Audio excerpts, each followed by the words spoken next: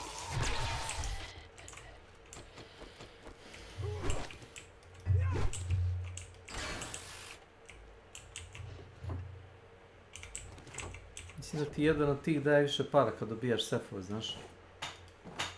Pogledaj šta piše.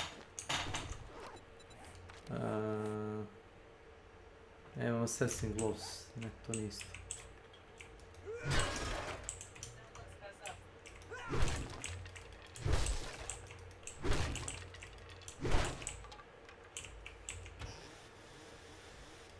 Level 4 lonaca našao.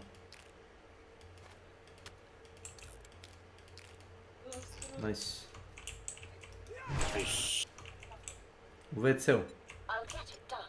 Level 4 lonaca. To je ono kao cabinet, znaš, to bi to da nađeš u kuhinji, a ne u... Ali ajde. Who am I to judge?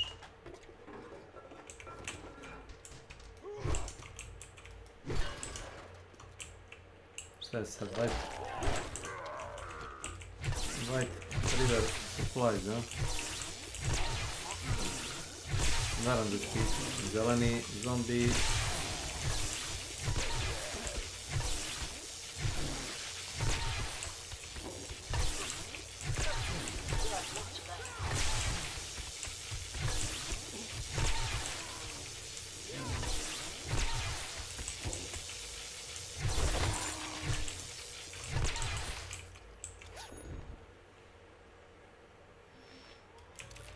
Definitivno ostane unutra.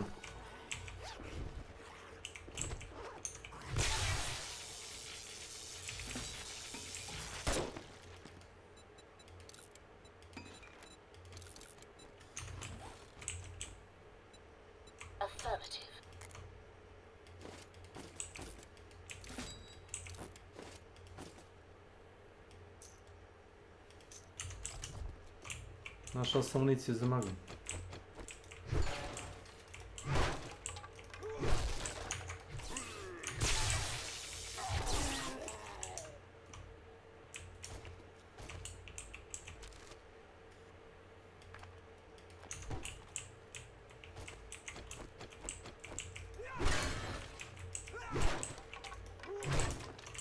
Piše temperatura u sobi 0 stepeni, znaš.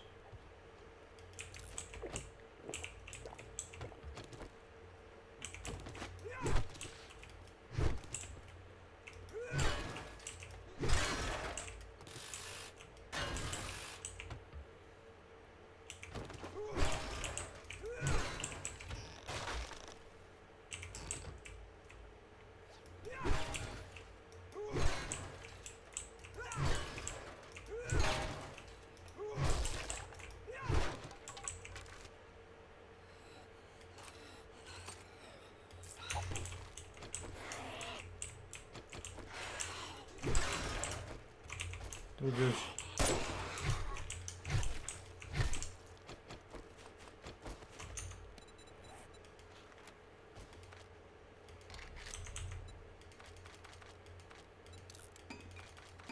Vidiš šta je bilo gore? Raider je 300 metara. Čekaj, nema mi sad ići. Stani se čekaj da prođe ovo. Idem do tradinga. Vidiš i ove... Stani. Što ti je prodaješ nešto? Imaš ti bolji trading nego ja. Ne prodajem ništa, nego da uzmem ovaj quest. Vidim šta nudi.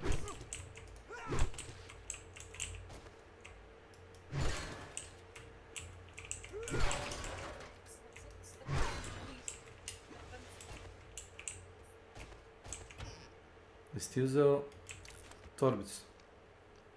Mhm.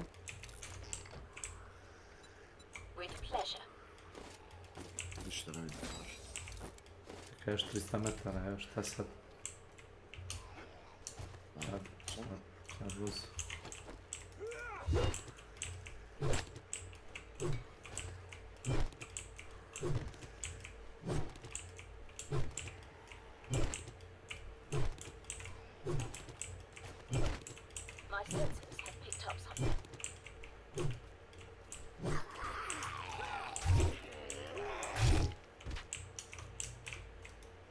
Marthalas. Welcome to my channel. Homnod save ilisti tu nastavili ono on prosel godin. Koja je prošle godine? Bukvalno smo počeli s početka.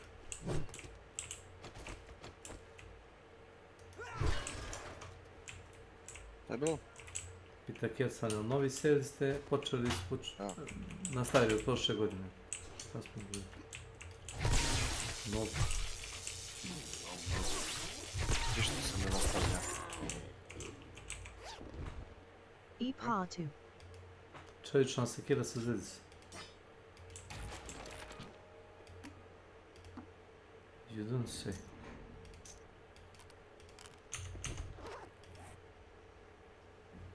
Šta ima? Ja, ima damage, power attack bonus. I'll get it done. Yes.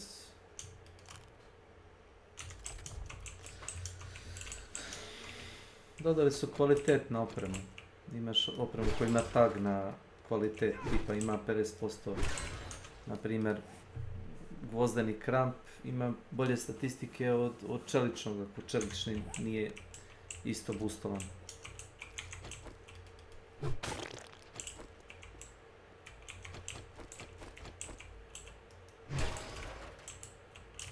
Dugo vremena sam koristio od kamena, jer nisu imali bolje. Pa ja sam do skoro koristio.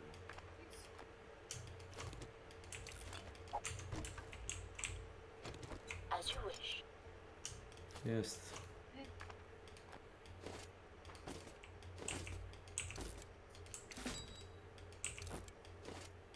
Zašto stvarno ovo radim? Zato što ovaj nerd outfit daje ti 50% šanse da dobiš ekstra skill point. Vjeruj mi, ne mrzim me svaki put da ga izvadim iz ovog inventara od drone, da ga ekvipujem na sekundu, pročitam i vratim. Ne potrebe da ga nosim stalno.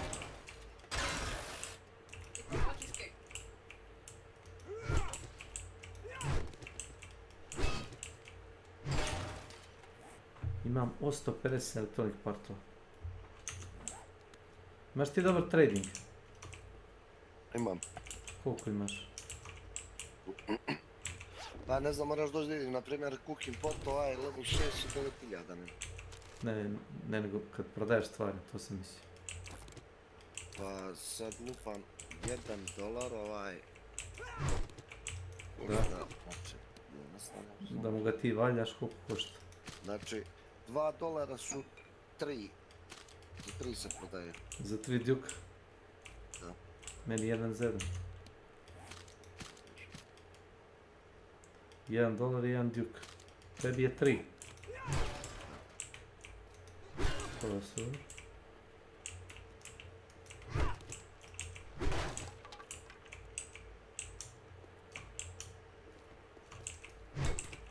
Jesi provalio koja pita da je bonus na barter?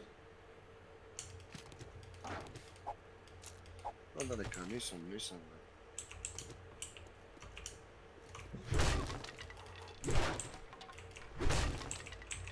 Kuras ne znaš da odina pravi. Od $1 napravi 3, da, to je moj kum. On tako operiše.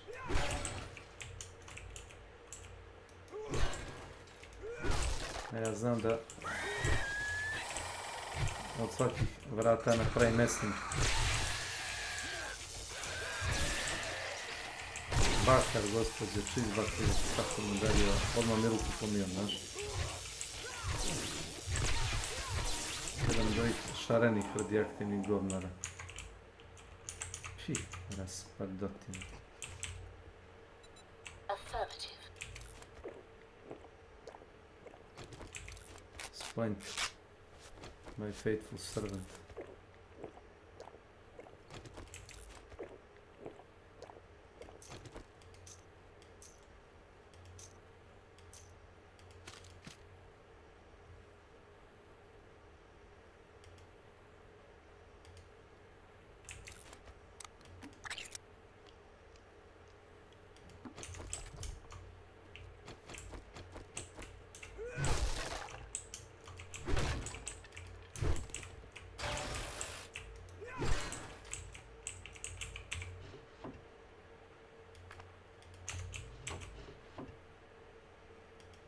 Robotic drone, stun mod schematic. Znaš? Pa mislim da ga imam ja. I'll check it out. Ima ga robot ili i možeš da ga praviš? Napravio sam ga, pa sam Pa čuj kod mog robota.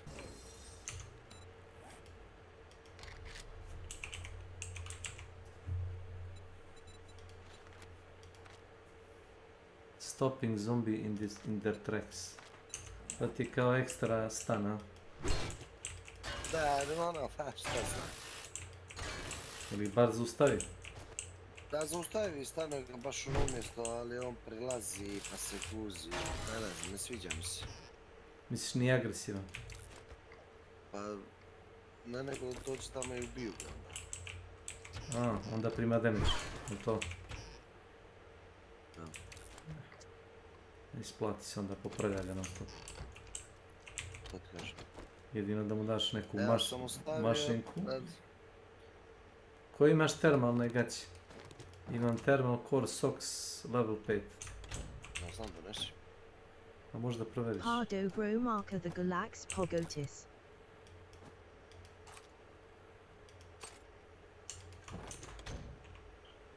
Samo malo. Što imamo uzao sam. Jel ima Ketsman invite za ovaj server? HTTPS Discord GG after fuck dude. Možda je Ketsman stidio pa ne za priča. Ma Pisa Q. Dobro, pobudno. Ako se ti puna kuća gostio, razumem? Kada? Obično kad ima gosta ne možda priča. Kapiram. Evo, Chemist Station. Upio si Chemist Station. Naravno.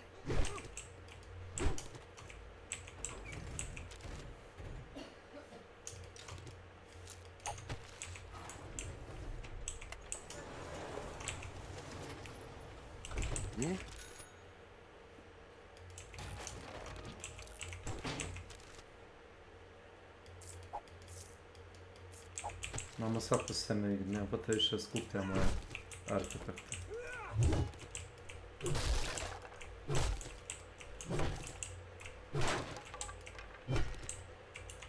Što bi stavio panel tu, ne znam, ali dobro.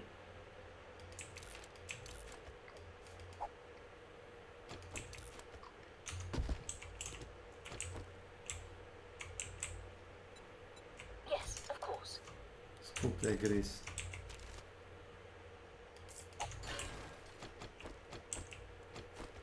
To bi se stavio ako ti ne treba semenke da možda skupljaš semenke da napraviš neki kao neko mini jelo. Znaš, neki mix semenki kao. Da ih trpaš u kesicu i stavljaš ono kao random semenki. Da može se nesi toga bar malo. Jojo, napravit ću ti 2 tortilje i staviti u mikrotalasu, a ručak će ti biti u činiju U redu, hvala. Gdje šta? Tomačak.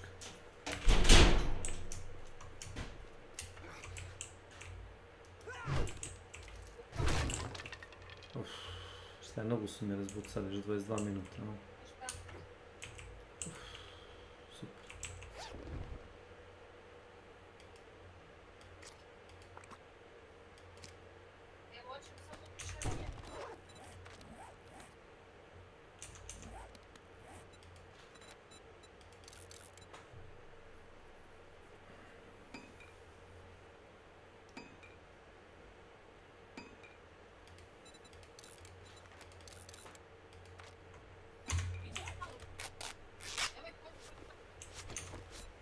Ali način je da ubrzam.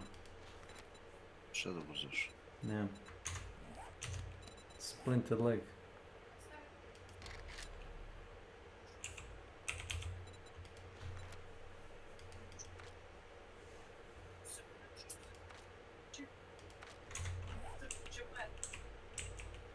Molim. As you wish. Može. Znam.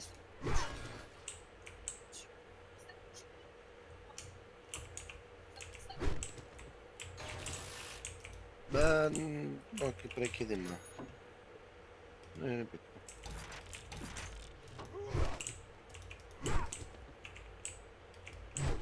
Zdravo. Zdravo, Bojan. Šta ima? Kaže. Pojete Linda, ćeš? Nisam te čuo davno tamo na kanalu.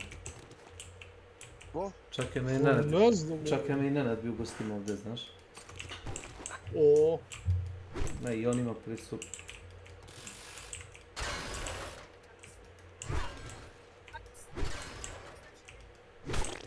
Ti si negdje... Welcome to my channel. Cheese Kosovicu. Da. Biće kompanj stišu kako jeftino. A možda ga napraviš? Što ga kupuješ? Možda ga napraviš. Bukvalno. Zdravo, Gardinački, šta ima?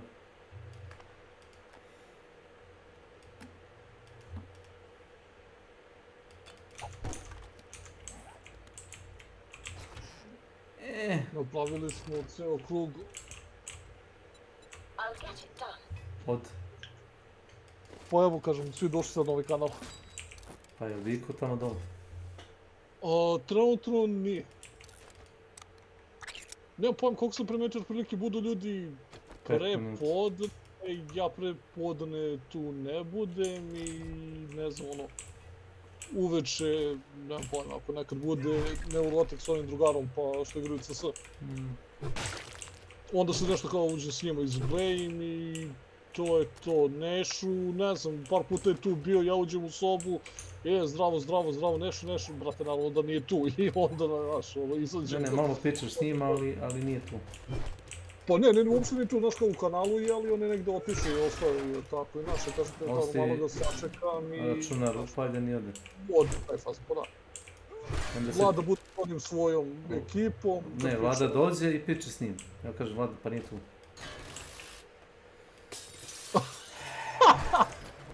Vlada je kralj. Vlada je kralj.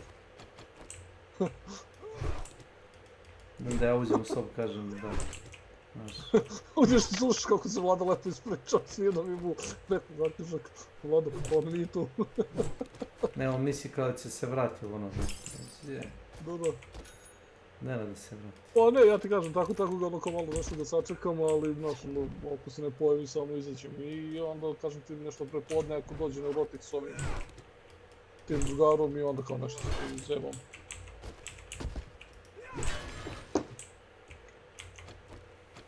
Dok ne krenu da gube živci sa Counter Strike.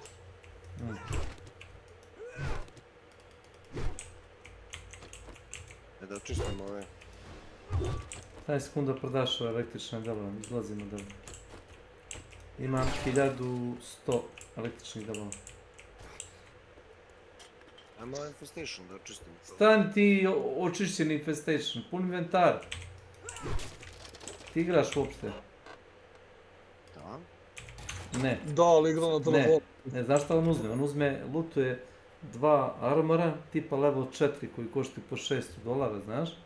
I 2 puške koje su ono nabuđene i onda kaže, ja ovo košta mnogo. Ja uzem, odvalim svaku sjelicu i banderu koju vidim i skupim 10.000, razumeš, u delovima.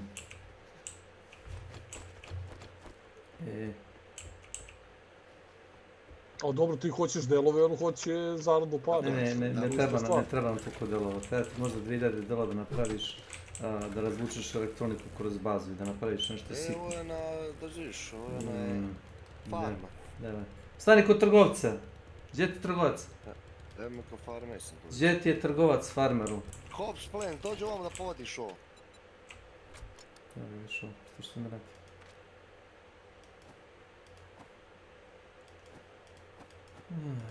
Jebe pa razbio. Neka. I deserve this. Treba 762. Municije. Uvijek treba 762. Jes. Ja sam iznenađen s nekog gledam tebi Kvika bar i ne vidim da imaš luk i strelu u njemu. Zato što nema efekta. Ovo ti je maksimalni difficulty. Zombiji nisu joke. Znaš.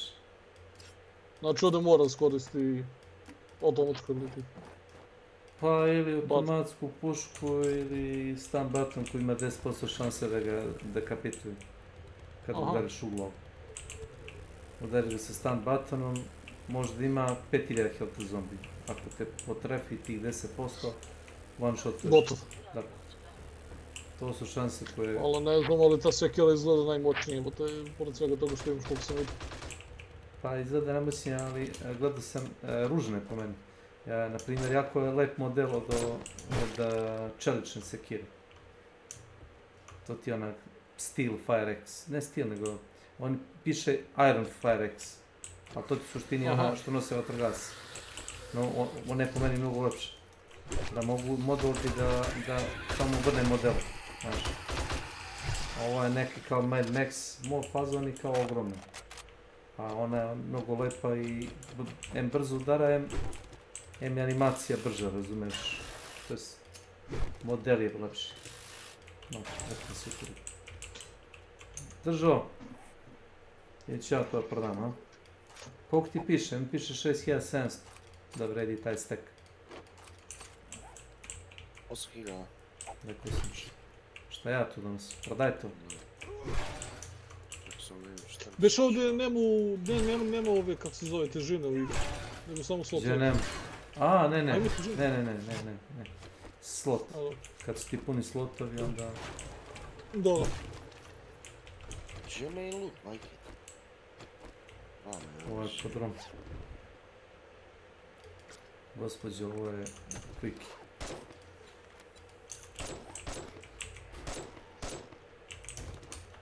I can show you the world. Ja ovo na farmu.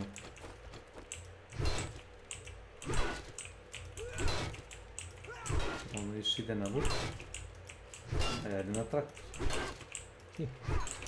Sad ću li razmontirat traktor, sve. Gdje koliko? Traktor nima šanse.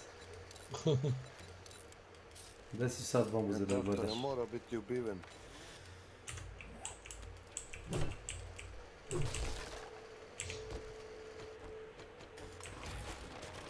Ovo 6 stun button. Kaže well played.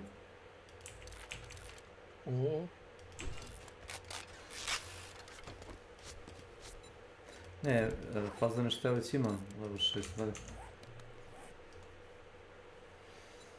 To ovaj što ja imam ima tag na durability, nažalost nema na damage.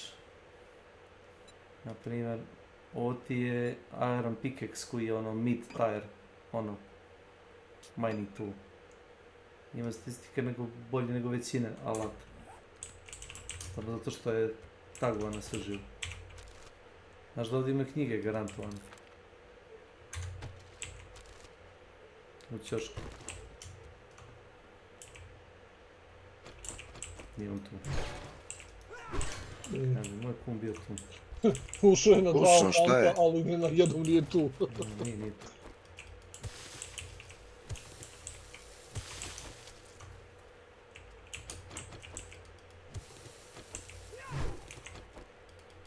Ali znaš šta ti najskuplje desu su igri?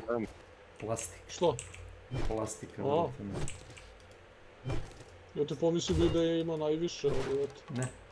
Sve se pravi plastike, znaš. Da. Sve. Skuple.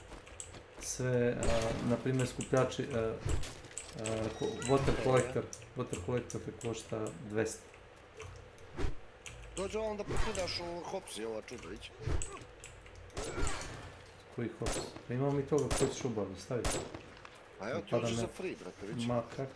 Evo ti potato plant, vidimo. Neće ni free, to sve ostavljamo, uzimaj ako ćeš, ne interesuje.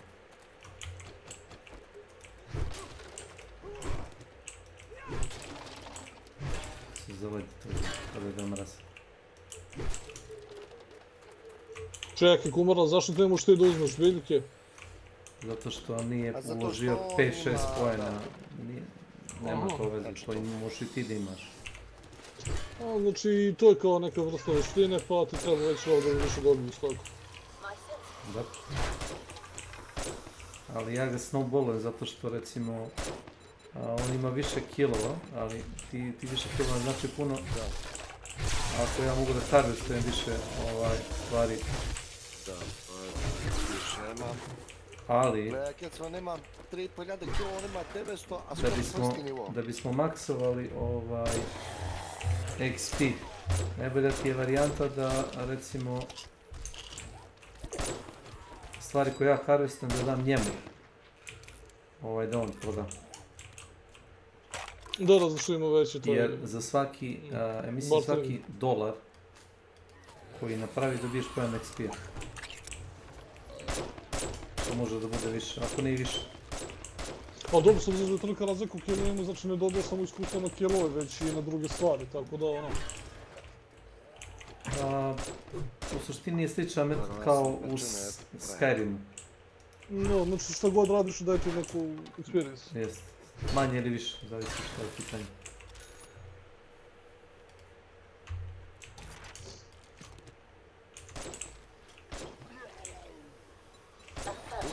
Pare. Pare ne možemo.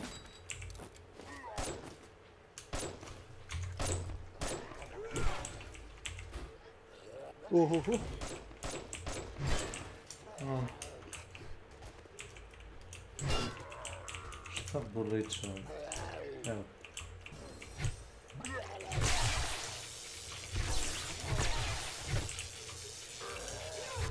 Na primjer imaš i za kuvanje. Kad uložiš pojene u kuvanje, stvari praviš tipa za 30-40% manje sastojaka. Aj, samo dođi da vidiš ovo, znači neću biram ništa, samo dođi da vidiš ovo. Dođi da vidiš ovo, tam interes, dođi. Znači neću da vidiš. Ovo te mnogo interesuje da vidiš. Budem iskren. Dođi da treši. To je isti traktor ili spawn ili drugi? Svaki put kada startuješ quest, on ti restoruje POI. Respawnuje te stvari, da. Ne respawnuje stvari, već da ne mogu da završiš quest, na primjer. Dođi vam. Ako POI ne restoruje. Čujete?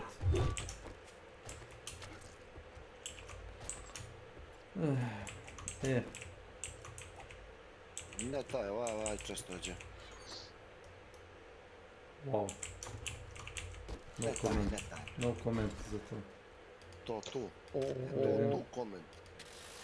Da, jes comment. Što je našao? Bandolier level 6. Imaš ti to? Imam.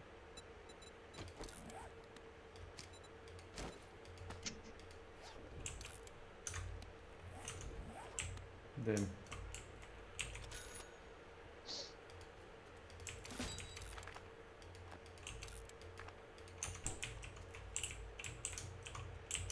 Izgleda kao možda bez veze posao, ali nije. Ovo za knjige. Doduše, ako ti se ne sviđa ta zamisla da ideš u book hunting, možeš da isključiš taj sistem i da vratiš na stari iz Alpha 17. Da je bilo... No to je?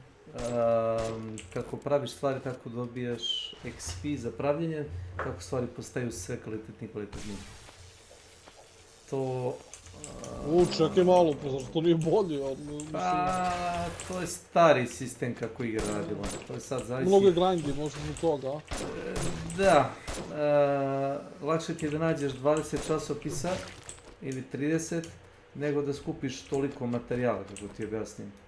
No i to sad napraviš u što ti... Naprimjer, teo bi da napraviš 20 pištolja, level 1, 2, 3. Dobro, ima, znaš kako, brzo možeš doći do levela 2, 3, ali 4 nema Jest, šanse. kad dođeš do toga da napraviš jače stvari, to je... Gdje je prodavac? Oprosti. Tu je, blizu. Slušaj.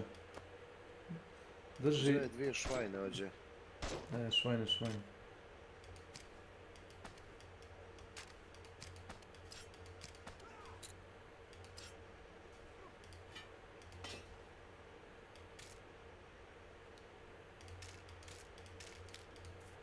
Ovo ti je kao vašar kod mene.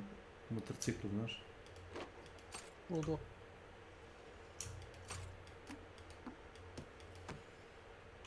Drži... Hajde, idem za tobom. Stane ti da mesim da prodaš i njega. Ajde, vama je prodavac. Vidio kum leti. Da, da. Neće se više...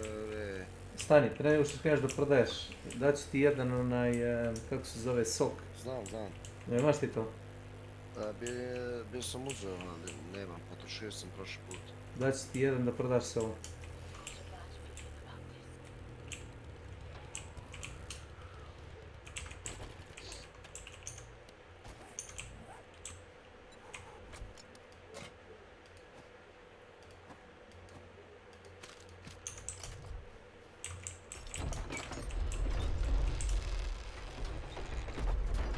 Ne prodavaj, stani. Krampas 8 sos.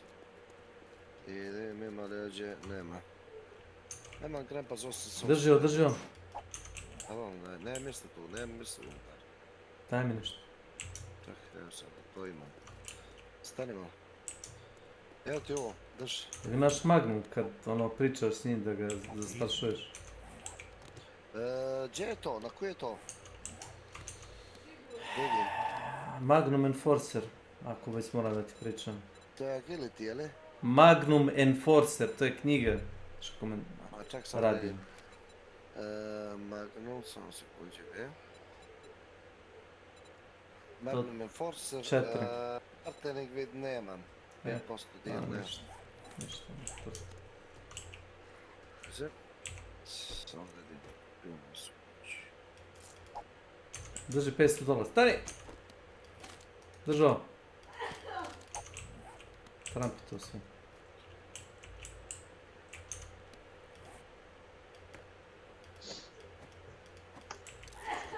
Što kako su ilegalne stvari radi.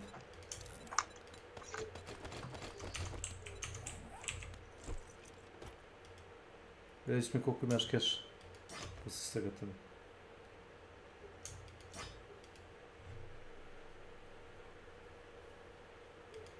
Ovo ti je sekira koju sam inputovao, viš? Evo ti je output. Aha. Viš block damage. Čena sa zvezdicom pa sad odrepališ kao jednu. Da.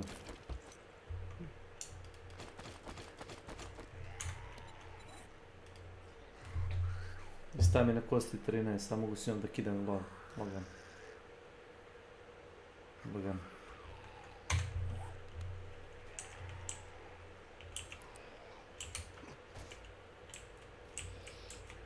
I knew you. What's it gonna be this fine evening? 24.000. A sa sve prodaš svima, sve. Nudi mi solarnu ćeliju level 3. Džabe. A džabe ti, da? Djelo je moj.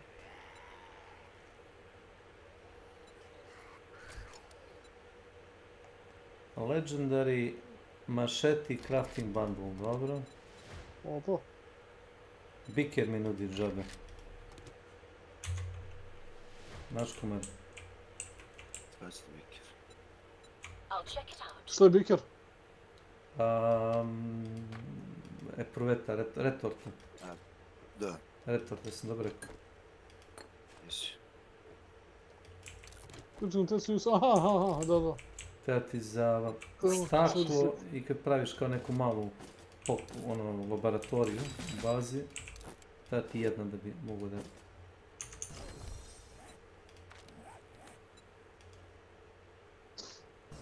Super, dao ti 3 knjige za ovu mačetu.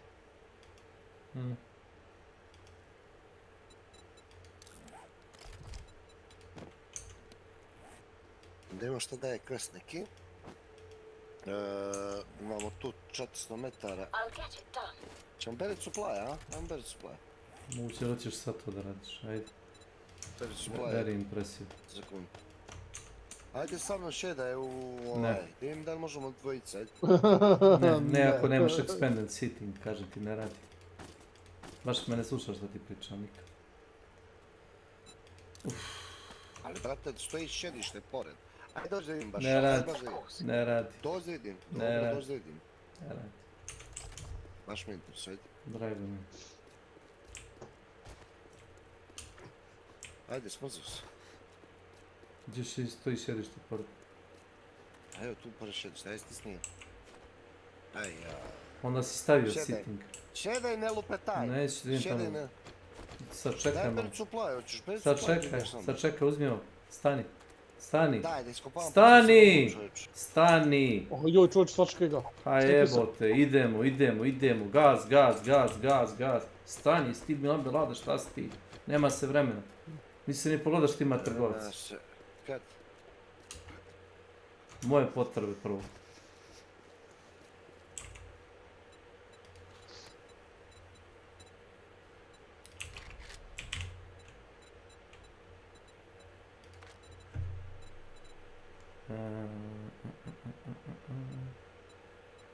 Jesi pogledao, imaš advance belu za 57.000, što ne uze to?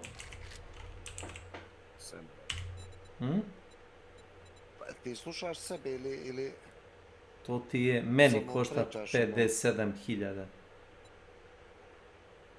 Tebe košta manje.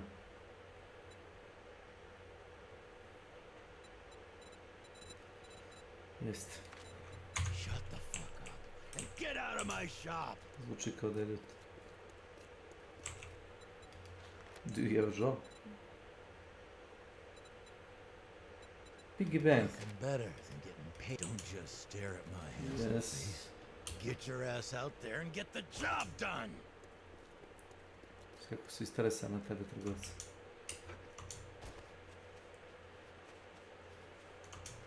Ako mora dolazim, samo da nađem vozilo.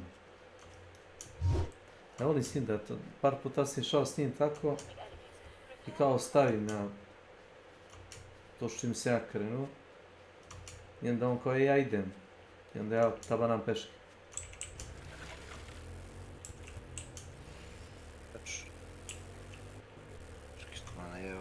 Čekaj, mislio sam ja. Ti jesi.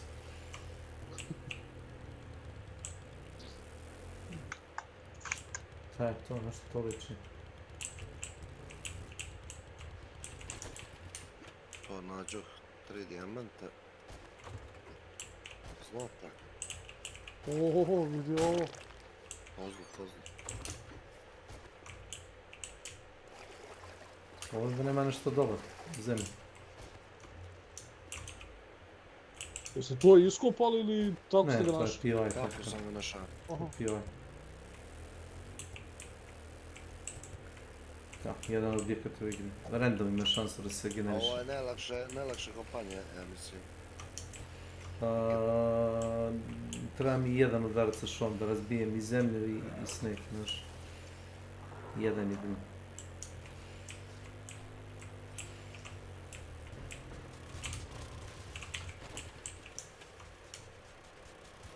Sve to sad to.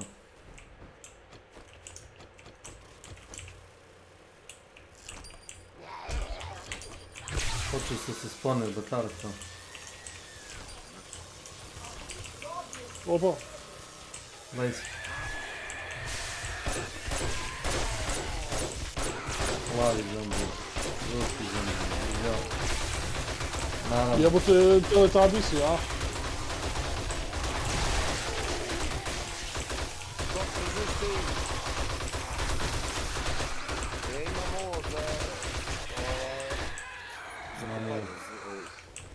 Imam je. Neko je ispod nogu ubije nas. Ne vidim ga, u masi je. Znaš? Ja malo puci napred, znači pučemo dublje, neko bije uz nožeće pozicije. Ne zješ?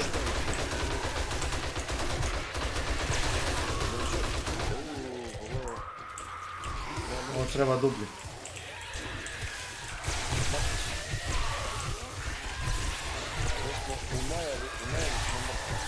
Ne, nego si iskopao previše pličku, udarite kroz plafon, znaš.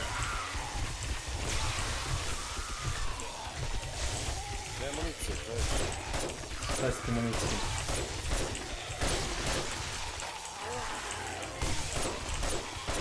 Svaki kill vraća stamina. Samo, džuga.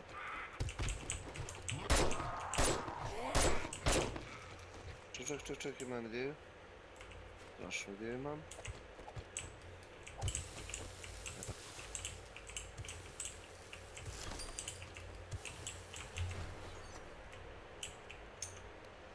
Eto ide. Ništa spektakularno. Forces gloves. Affirmative.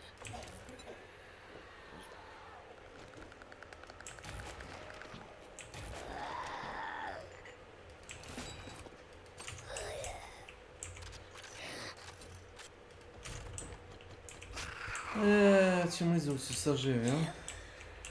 Sad ću.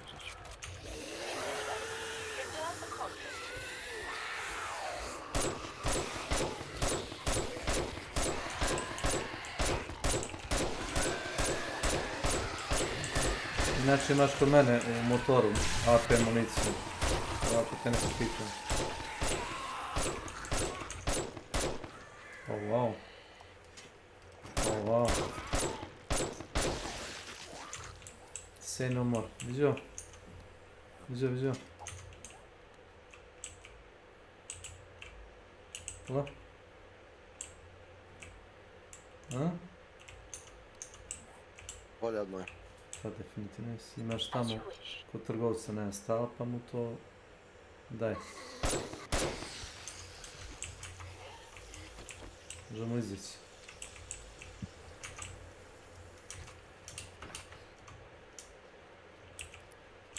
Kako su skočili kao nezdravi.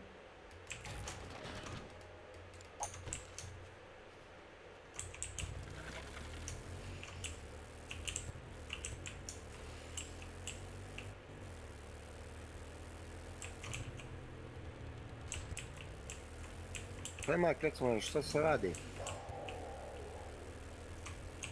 A, kad smo, tu? Nije. Možda gleda nešto na YouTube.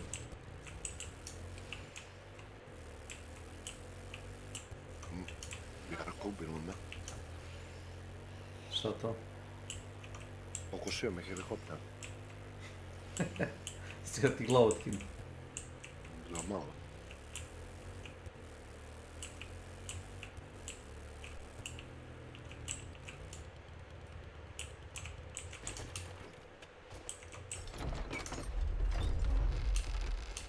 Kao to nosi nešto to baš ovu termalnu odeću, ali to ne pomaže, znaš, na ove sibirski uslovi. A pomaže da se kao ne smrdneš totalno, instant. Za to pomaže. Imaš i vezan tržan volume 7. Ja imam, ako dobro sećam, sve vezan tržan knjige, da?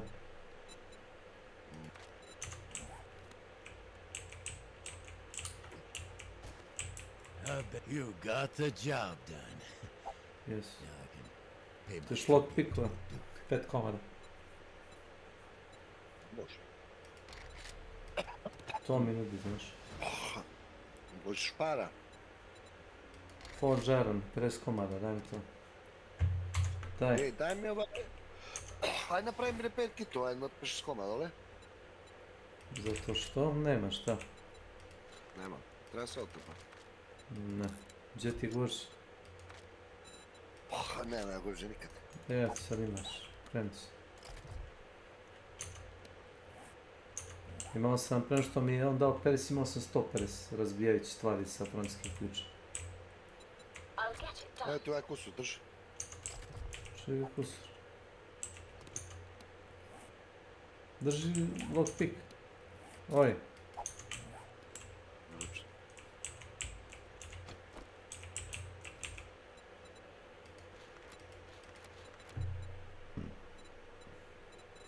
Nema ono, kako se zove, Armored, nema.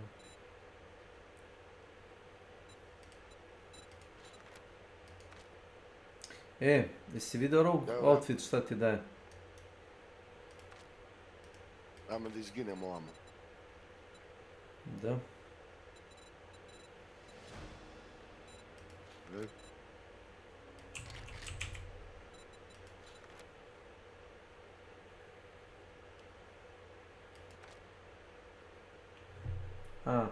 Znaš šta ti je scavenger outfit?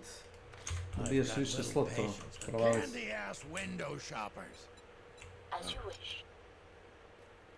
Gdje ona je za sastavljanje? Evo. Točno tu.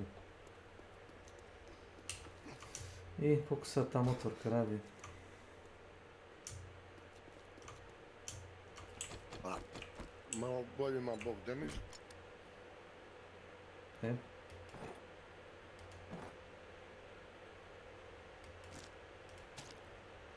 Gdje si da vidiš? Evo me kod motora.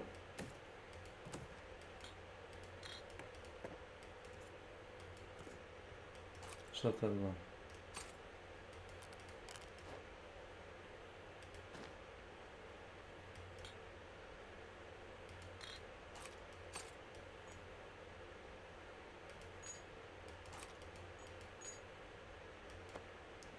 my god. Ajmo da odradimo ovu noć. Da vidiš ovo. Poslušaj. Si završio zadatak? Ne mislim. Pogledaj što imaš kod mene motor. Ako. Ne moraš da uzimaš, šta je to tu? Viš? Šta će ti ovaj metal? Ostavi to tu. Šta će mi? Metal spike ovaj. Ostavi to tu. Mogu. Ostavi. Ne mogu gledati, uvalim tu nešto. Ne mogu ništa gledati. Ne mogu ništa. Ništa ne mogu. A mogu ti ovo držku snijeti. Eto to. Evo ti ove rukavice. Scavenger gloves bi mi dobro došao. Pošto ću vjerojatno... Scavenger gloves. Jesi me čuješ šta? Ma kak? Čuo. Alo! Scavenger gloves. Dobro, mogu ja brati sad. Ako nema, nema. Nego ih ti nosiš.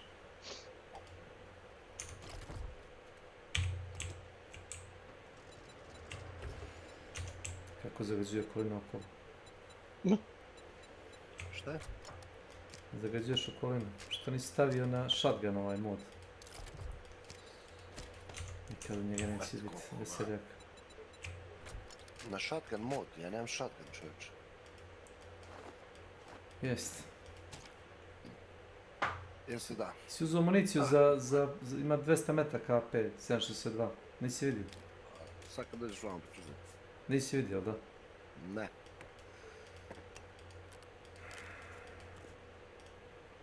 Make it make sense. Ajmo vamo da izginemo. Ne znam gdje bi trebalo to da idem. Gdje svaki put ginemo. Ali store power. Ona otrovna zona. Ne. Imamo, znaš da praviš u sklopu toga kao update što je bio. Možeš da praviš smoke gear, desert gear, snow gear i radiation gear. Ako nemaš to, Krypton, gubiš health automatski. Prvo se gušiš, ako je recimo u pitanju ledeni biom kao zamrzavaju se plući. I onda kad ti napuni kao taj kao timer, i onda počneš da kao se mrzneš i onda požubiš health. I se gušiš ovako, aha. Umiraš od zime, hipotermije. A ovo ti samo hladnoće, što trenutno kao je debuff, to je manje opasno. Ono što je stvarno opasno je... Što me rade? Kao taj zone debuff.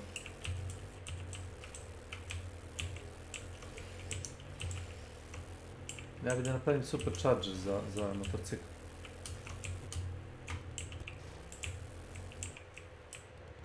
Kad smo bili u jednoj kući ovdje u ledenom biomu, našli smo supercharger motor. S tim u vezi trebaju mi dva na, kako se zove, vras radijatora. Nemite... Municije. Municije, ja sami. I to možda otvoriš dok ja sidim njega vabati. Iđo.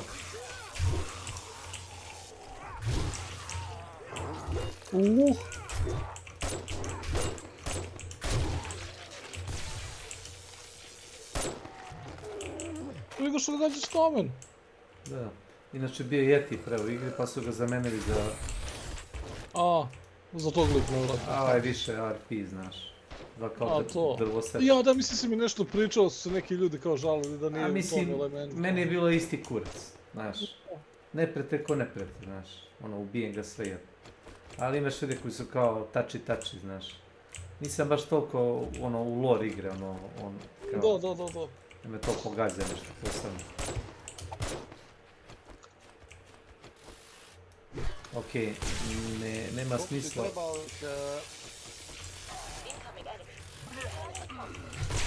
Dva. Stop resistant. Daj dva. To je jedan.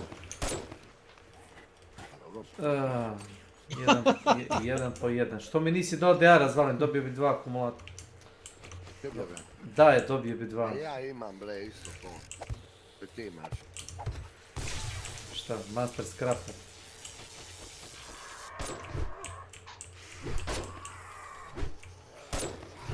Šta ovo? Nema hitbox. Nema. Slučajno mora da ostane.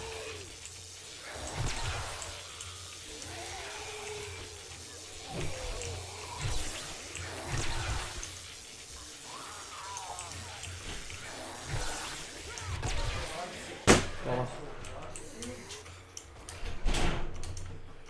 Noga mi dalje bastovana.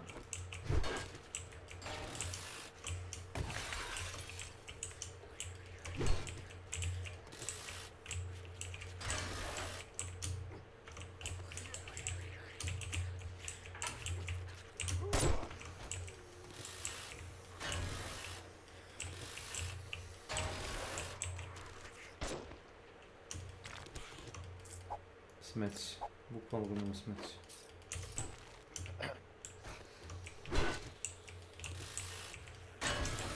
Si uskakao unutra? Nisi još?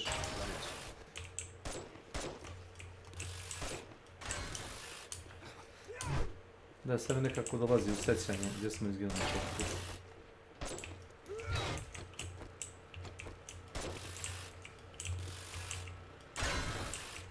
Ti startovao ovo, nisi još? Moram da ga startujem pre nego što svane.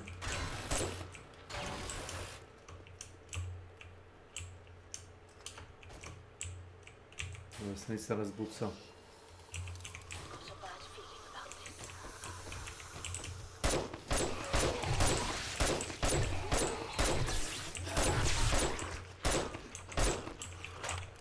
I to koristi sad snajper zato što se zeznuo pa je pukao gomilu pojena. Na specijalizaciju za... Snajper, no?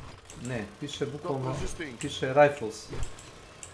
A imaš posebnu kategoriju koja se zove machine guns. Aha, automatski ili... Jest, i on je kontao da je M60, onaj puškovni talijez, da je rifle. Ne. Nijekom slučaju. AK-47 i M16, možda ono. Pa dobro, ne dobro da ne ide s ovim. A taj snajper je dosta dobar, ono, tam metak dva u glavu. Imaš gore da obiješ to. Obijem.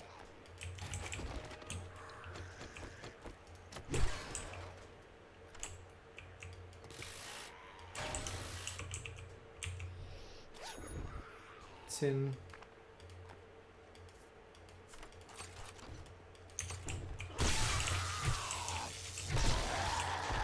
Čini da ga je tvoj robot udario strujom. Da ti kažem to. Planira ga. Dobre što, bre. Pa kad radiš nešto, a zombi se zaleti u tebe, tačno ga prekine. Pa ne bi sam naprijed sustavio u mjestu. Ne mora da ga ubije.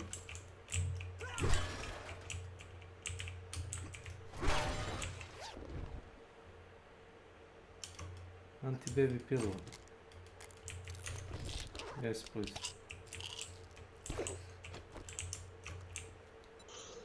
Pleasure.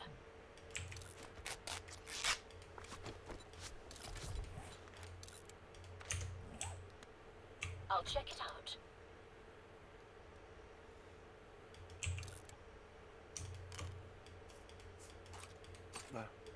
Sad će da poludi kako pijem jednu kiselu vodu i pojedem jednu pitu. Smell distance 50 metara. Uzme 2 pita, zaslužio si.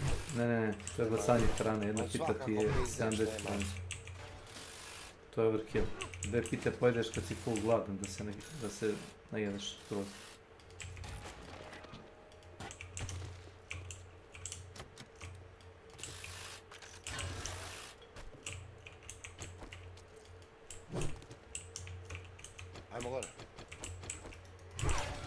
Šta hoćeš, izađeš napolje? Da, aktiviram, da.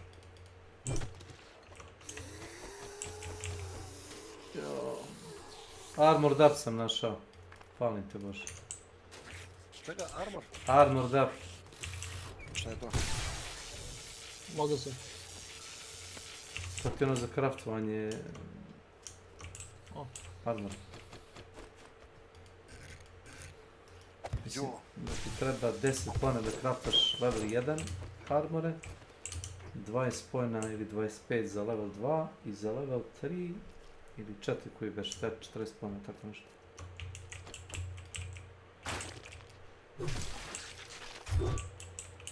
Evo tako. Buba mi je bila tu. Čekaj, sad sam zaražen. Šta ti je prenova? Drži ovo, zaražen. To šta je ovo? To šta je? Zaražen ti. Si level upao to? Ne, 51 od 100. A koji možeš praviti armor? Kuca je bilo koji? 3. Treba ti još 10-15 pojena, ne? Da jedan painkiller imaš? Jesu ti ono mozak pomutili, ne? Pa gdje su ti... Nema. Drž. Znači si ima... Daj robot. U stvari imam. U stvari imaš, nego si zaboravio, da. Ne, nego nisam vidio ga. Isto kao što si ti rekao za municiju, pa nisi vidio municiju. Ajmo na krov da popravimo generator, hodi.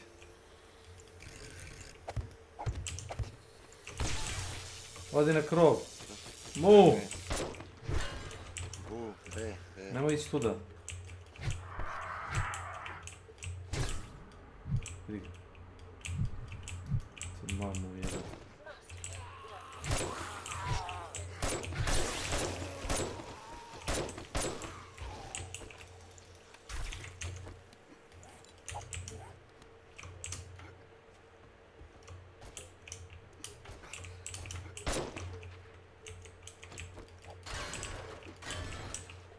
Znaš da svaki put kad sad budeš to pokrenuo doći nova tura zombija. Samo lepo. 100 metara smrdim. Odlično. Jedan si popravio, imaš jedan.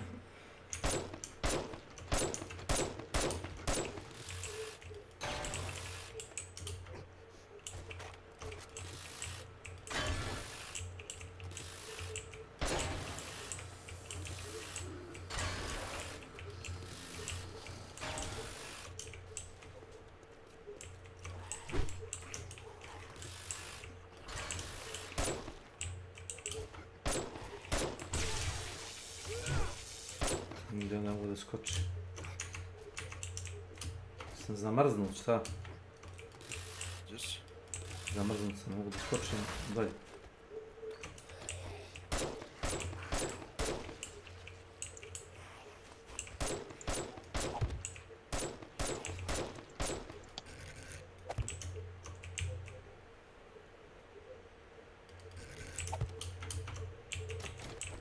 Pao sam dolje skroz.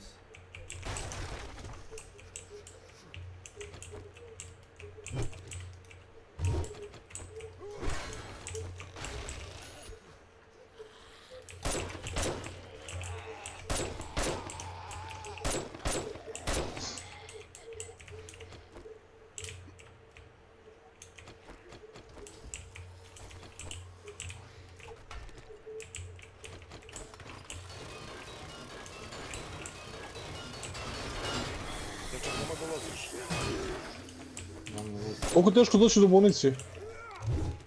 Zombi dropaju po 30 do 70 metaka, kako ću ih gledati? Kad dođeš u taj da kažemo, prođeš mid game, dođeš malo više u late game kad ti baca jače oružje, nalaziš te jače municije, samo nemaš, isto kao Resident Evil 4, jesi igrao Resident Evil 4? Da. Znaš da ti igra zapravo baca amuniciju... Da, kad smatra da imaš dovoljno, ne daje ti municiju i onda kad padneš na nisko krene ti daje Ali malo također više. gledaš šta imaš. Neki kalibri su ti predefinisani kad ćeš da dobiješ na kom mjestu. Da, kao Magnum i tako to. Da, jer smatra ti treba određen ključ, on misli da bi mogao da određen neprijatelj pobediš. Ali, ako recimo nosiš samo TNT, onaj mali mitraljez, igra će ti dati samo recimo TNT municiju.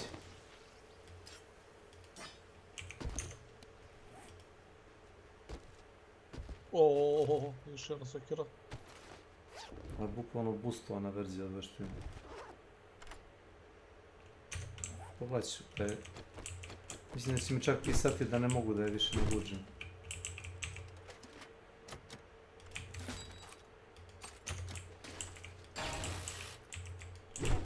Sad piše samo zombi da pobijamo, tako?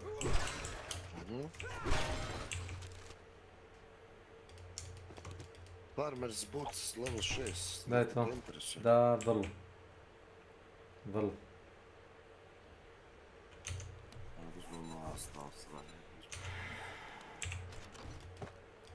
Farmer Boots level 6 daje Seed Harvest bonus, 20% bonus. Daje više useva. Repair kit. Craft. Če su ovi?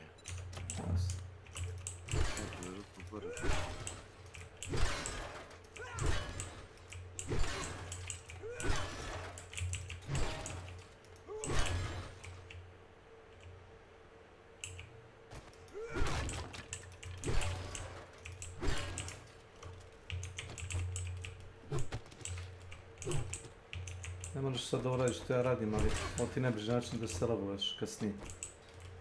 Jeste da ubijaš zombije, ali... Pošto sve što rastaviš... Sve što rastaviš, u Ark Raideru nemaš da... Nemaš opciju da stvari dismentluješ, da recimo... Ako imaš bolji skill, da recimo ta stvar daje više. Da dobiš više stvari, da. I nemaš barterist, svi dobijamo isto para uvijek. Pa dobro, drugi sistem, tamo si određenu količinu vremena samo.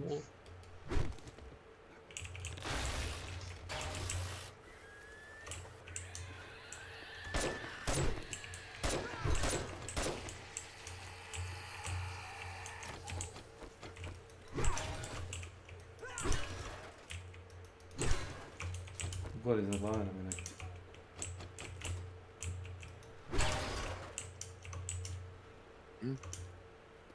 Iznad glave nam je negdje zombi. Vidim, nego gledam se otvaraju ova vrata uopšte. Ti imaš čitav Wasteland Treasure set tih knjiga. Mislim da imam.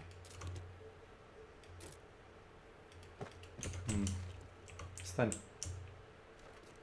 Gdje si ti? Pri zemlji, gore dole. Gore, ali nema gore, nešto je zabagovalo se. Kada dođeš u neku sobu da bi ti zombi iskočio od nekog, znaš, to tako radi. Imaš one mission triggere. Evo ga lepa priča. Jedan udarac sekirom pada fotelj, odmah.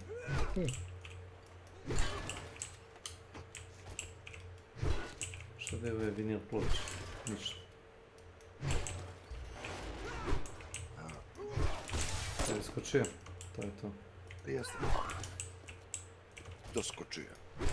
Nemoj da pobegneš, da ti dam 3 magazina poštaš.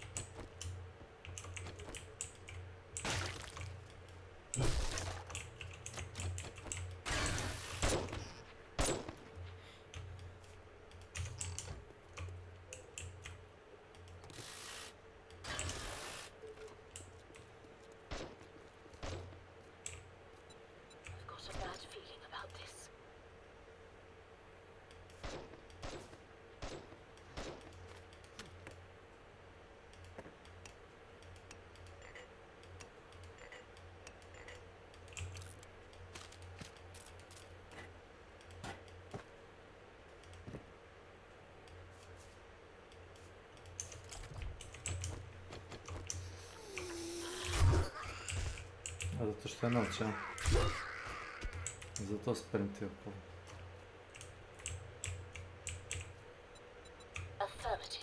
Tu? Jesi ti gore, ili? Čekam te napred. Čekam te kod kolima. Koliko ti radi block damage? I kiselonu jefti. Frižider, tortilja u mikrotalasnu, ručak u posudu. Sve je svuda, dobro. Probaj ću da pojedem nešto.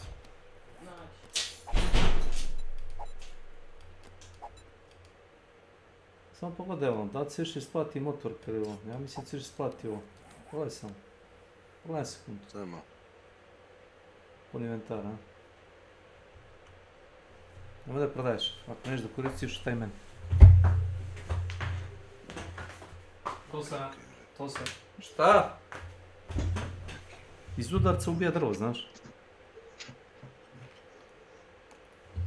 300, da, vidi, vidi.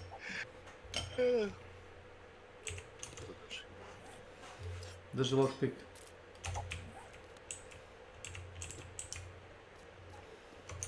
Držu knjigu.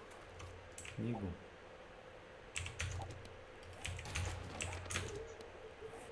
Akumulator bacaš.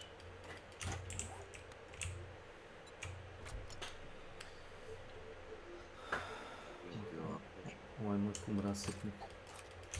Držu.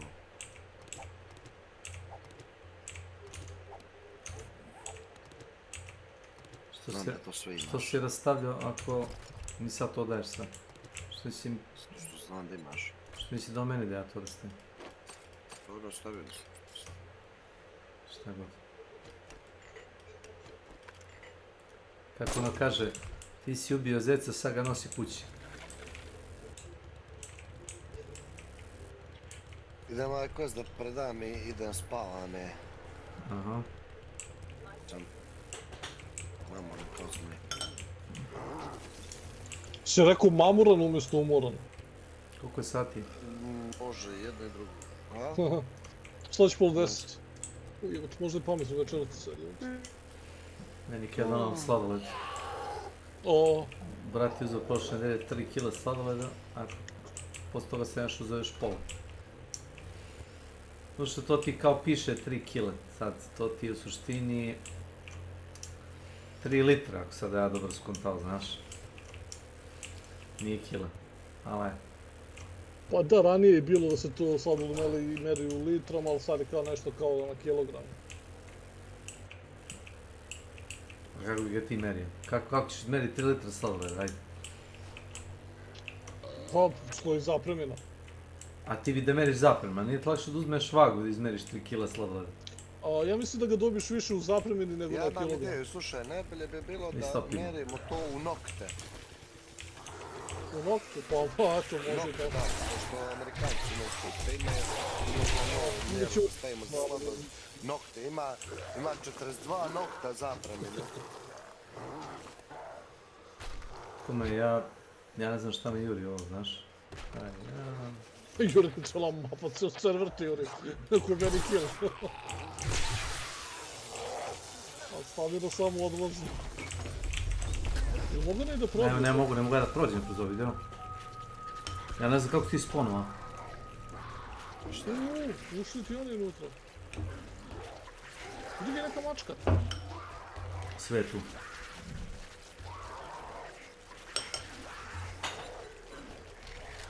Ne želim da vidim taj lik, ali mislim da moram da kažem da ili je to uradio namjerno, da se nije mnogo trudio ili htio da jede sladoled. Ima istina to. Ima i toga.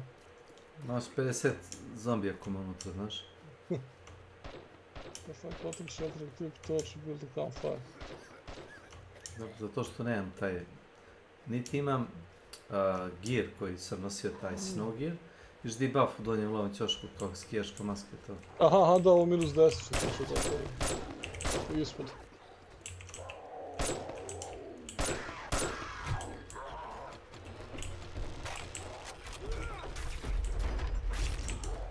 Tako.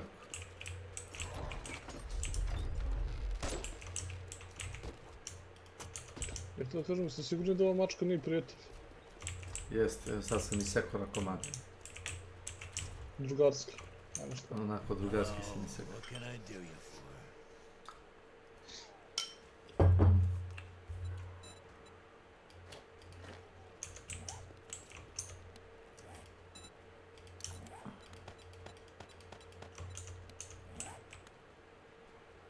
A sklanjem da više ne može da se napredila sekira. I bio bih u krivu.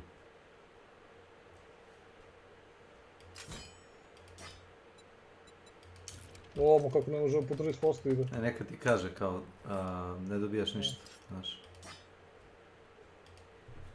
Pa može više da je na zvezdicu onda, ne? Imaš i... 1%. Koliko mi treba, 20... Imaš i 12.000, 13. Da kupimo Advanced Bellows. Level 5. A što ne popriješ? Ono za trading. A? Pa da, ali opet mi fali, imam 33.000, nemam više. Ne moraš... To je 45.000. Ne, sad ne moraš popiti ovo, ti ide na procent, popij ovaj. I daje ti popust 5-6.000 kad popiješ samo jednu. Gdje mi je robot? 39.000, opet nemam dovoljno. Koliko imaš par? Imam 33.000. Baš? Baš. Što je robot, ili će robot umro?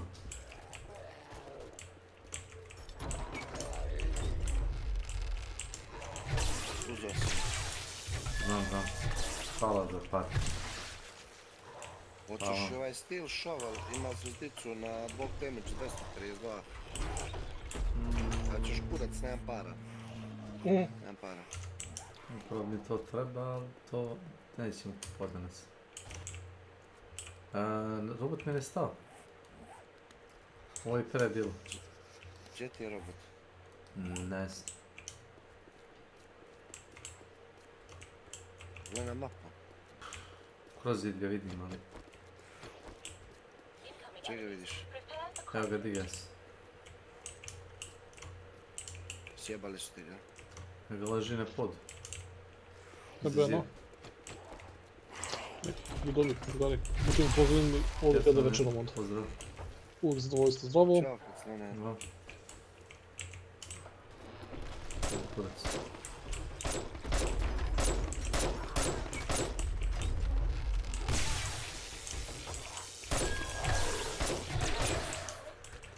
Loše kad si ono range i pecnik taj. Idem. Jes, stani što WC da si izložiš, no? Uđeš u WC i izložiš. To je to. To je to. Dobro mjesto.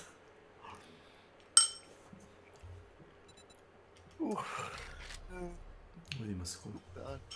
Ćao. Pozdrav. Ćao.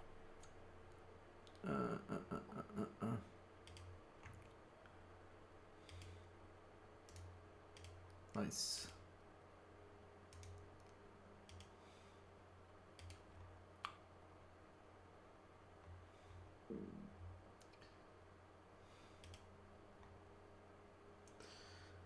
Okay, I'm off.